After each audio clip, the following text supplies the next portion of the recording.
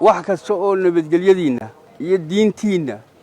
iyo dhaqankiina carqalad ku ah inaan ka hortagnaan diyaar u nahay dadkeena noo shaqeynaa ummadeena noo shaqeynaa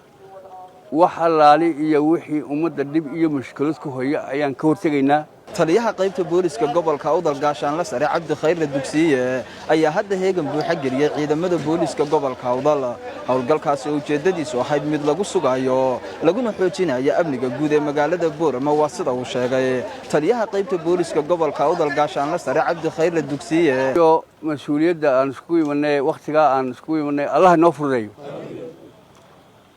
ilaahay wuxuu hagaajiyo bahagaagay Allah nala hagaajiyo hawlgalladeennii